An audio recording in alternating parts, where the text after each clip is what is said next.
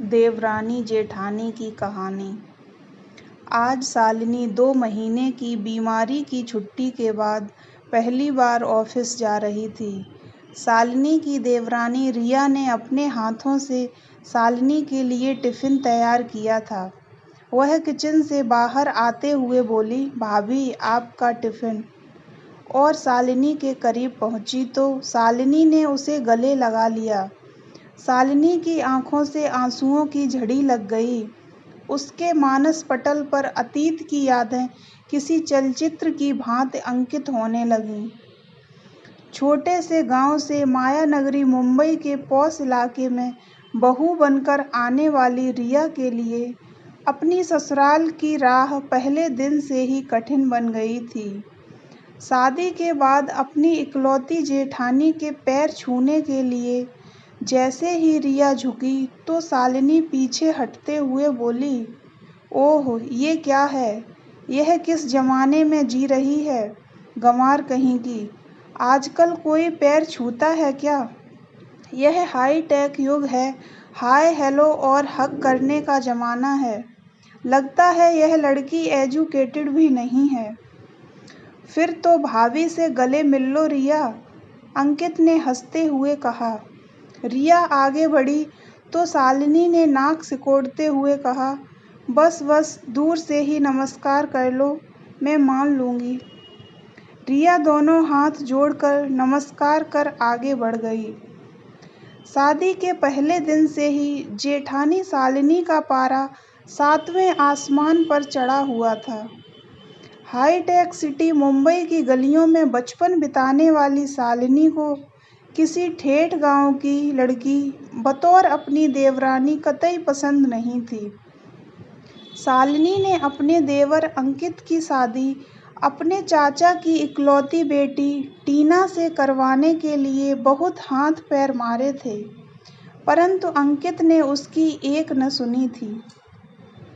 टीना modelling करती थी और शहर के स्थानीय फैशन शोज में नियमित रूप से भाग लेती रहती थी। फैशन शोज के लिए वह देश के अन्य शहरों में भी अक्सर आती जाती थी। टीना का ताल्लुक हाई फाई सोसाइटी से था। जुहू स्कीम इलाके में स्टार बेटे बेटियों के साथ स्वच्छंद जीवन का लुत्फ उठाने वाली टीना फिल्मों में भी अपना नसीब आजमा रही थी। शालिनी किटी पार्टियों, शॉपिंग व पिकनिक की जबरदस्त शौकीन थी। वह चाहती थी कि उसके परिवार में ऐसी ही कोई मॉडल लड़की आए ताकि जेठानी देवरानी में बेहतर तालमेल बना रहे। परंतु जब अंकित ने देहाती लड़की से विवाह कर लिया तो शालिनी के तमाम ख्वाब पत्थर से टकराए शीशे की भांति टूटकर चकनाचूर हो गए। वह जल भुनकर रह गई मगर कुछ कर न सकी। अंकित मेडिकल का छात्र था। जब वह MBBS के अंतिम वर्ष में था तब अपने मित्र विवेक के विवाह में शामिल होने उसके गांव गया था। वह पहली बार किसी गांव में गया था। पर्वतों की तलहटी में बसे इस गांव के प्राकृतिक सौंदर्य को देखकर अंकित को पहली नज़र में ही इस गांव से प्यार हो गया था। गांव के चारों ओर आच्छादित हरियाली, दूर दूर तक लहलहाते हरे भरे खेत, खेतों में फुदकती चिड़ियाँ, हरे भरे घने वृक्षों पर कलरव करते पक्षी और उनकी छांव में नृत्य करते मोर, अमराइयों में कूकती कोयल आदि ने अंकित को इतना प्रभावित किया कि वह शादी के कई दिनों बाद तक अपने दोस्त के घर पर ही रहा। अपने दोस्त के विवाह में ही अंकित ने रिया को देखा था। विवाह के 2 दिन पूर्व आयोजित संगीत संध्या में उसने रिया को गाते और नृत्य करते हुए पहली बार देखा। संगीत संध्या की रात को नींद ने अंकित की आंखों से किनारा कर लिया था।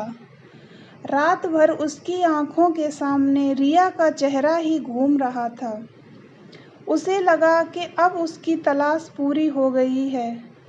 उसके दिमाग में जीवन साथी की जो तस्वीर थी, रिया बिल्कुल उसी के अनुरूप थी। विवेक के विवाह के बाद अंकित ने रिया के बारे में छानबीन शुरू कर दी। उसने रवि के पिता रामनाथ से इस बारे में पूछा तो उन्होंने बताया, बेटा, रिया सियाराम की ज्येष्ठ कन्या है। वे सेवानिवृत्त अध्यापक हैं, जो 2 वर्ष पहले ही सेवानिवृत्त हुए हैं। घर की गरीबी के कारण रिया ने कक्षा 10वीं उत्तीर्ण कर स्कूल को अलविदा कह दिया था। रिया मेरी गोद में खेली है। लड़की बहुत ही संस्कारी, सुशील और बुद्धिमान है। रिया की आवाज़ बहुत ही मीठी व सुरीली है। वह बहुत अच्छा गाती है। विवेक के विवाह में संगीत संध्या में तुमने रिया के गीत तो सुने ही होंगे। अंकित, एक बात मैं तुम्हें यह भी बताना चाहूँगा कि रिया के विवाह की चिंता ने सियाराम की नींद हराम कर दी है। उनकी बिरादरी के कई लोग रिया को देखने आते हैं, पर दहेज पर आकर बात फिसल जाती है। रिया से छोटी 2 और बहनें हैं, उनके भी हाथ पीले करने हैं। गत वर्ष रिया की मां का गंभीर बीमारी के बाद आकस्मिक निधन हो गया था। उन्होंने इलाज में पैसे पानी की तरह बहाए, पर उसे बचा न सके। रिया की मां का निधन क्या हुआ, उसके परिवार की तो रीढ़ ही टूट गई। रामनाथ ने अंकित के कंधे पर हाथ रखते हुए कहा, बेटे अंकित, सियाराम जी मेरे बहुत ही अच्छे मित्र हैं। उनकी तीनों बेटियां सुंदर, सुशील और सुसंस्कारित हैं। अगर रिया तुम्हें पसंद है और उसे अपना जीवन साथी बनाना चाहते हो, तो मुझे सियाराम से बात करने में बहुत ही प्रसन्नता होगी। रामनाथ की बातों से अंकित के मन में शादी की खुशी के लड्डू फूट रहे थे। वह जल्द से जल्द मुंबई जाकर इस संबंध में अपने माता-पिता से बात करना चाहता था। रामनाथ ने अल्प विराम के बाद कहा, बेटा, कोई निर्णय लेने से पहले अपने माता-पिता से एक बार बात जरूर कर लेना। हो सके तो उन्हें एक बार यहाँ लेकर आ जाना। जरूर अंकल, मैं कोई निर्णय लेने से पूर्व माता-पिता से जरूर बात करूँगा और मुझे पूरा विश्वास है कि मेरी पसंद ही मेरे माता-पिता की पसंद होगी। अंकल, रिया तो मुझे पहली नज़र में ही पसंद आ गई है। मैं ऐसी ही लड़की को अपनी जीवन संगिनी बनाना चाहता हूँ, जिसका मन स्वच्छ कांच की तरह पारदर्शक हो, जिसके आर पार सहज देखा जा सकता है। रिया का मन ताल के स्वच्छ जल की तरह निर्मल है, जिसके भीतर सहजता से झांककर तल को देखा जा सकता है। अंकल, विवेक के विवाह के दौरान हमारी कई बार मुलाकातें हो चुकी हैं। मैं कल ही मुंबई जा रहा हूँ। आप चाहें तो रिया के पापा से बात कर सकते हैं। अंकित उत्साहित होकर बोल रहा था। ठीक है, मैं कल ही सियाराम जी से बात कर लेता हूँ, रामनाथ ने कहा। अंकित ने मुंबई पहुंचकर जब अपने मम्मी पापा और भैया भाभी से इस बारे में बात की, तो शालिनी भाभी क्रोधित हो गई। उन्होंने नाराजगी व्यक्त करते हुए कहा, अरे अंकित, मैंने तो टीना से तुम्हारे लिए बात कर रखी है। मुंबई जैसे शहर में गांव की अशिक्षित और गंवार लड़की लाकर समाज में हमारी नाक कटवाओगे क्या? अरे भाभी, मैंने आपसे पहले ही कह दिया था ना कि मुझे टीना पसंद नहीं है। मेरी और उसकी सोच में जमीन आसमान का फर्क है। भाभी, मैं सीधा साधा लड़का हूँ और उसी तरह की लड़की को अपनी जीवन संगिनी बनाना चाहता हूँ, अंकित ने मुस्कुराते हुए कहा। और कुछ कहने जा रहा था, शालिनी ने अंकित की बात काटते हुए कहा, क्या बुराई है टीना में? दिखने में किसी हीरोइन से कम नहीं है। अच्छी पढ़ी लिखी है, ऊंचे खानदान की है।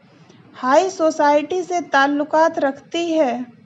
भैया, तुम्हें ऐसी लड़की दिन में दिया लेकर ढूंढने से भी नहीं मिलेगी, और मेरी बात न मानकर तुम आगे चलकर बहुत पछताओगे।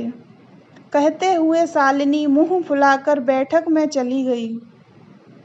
अरे भाई, उसे अपनी पसंद की लड़की से शादी करने दो ना, तुम अपनी पसंद उस पर क्यों थोप रही हो? अंकित के बड़े भाई राज ने शालिनी को समझाते हुए कहा, लेकिन शालिनी को तो किसी की बात समझ ही नहीं आ रही थी।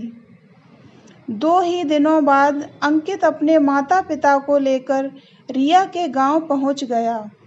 रिया सभी को पसंद आ गई। अंकित की मम्मी ने तो रिया के हाथ में शगुन भी दे दिया।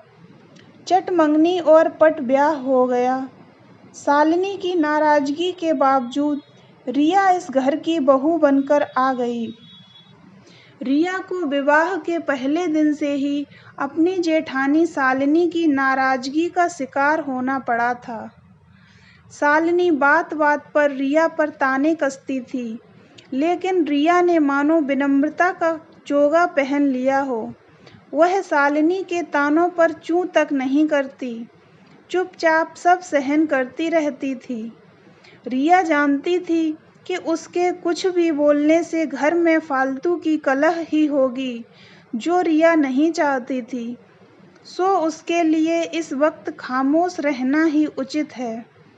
उसे विश्वास था कि समय सदैव एक समान नहीं रहता है, यह परिवर्तनशील है। एक दिन उसका भी वक्त बदलेगा।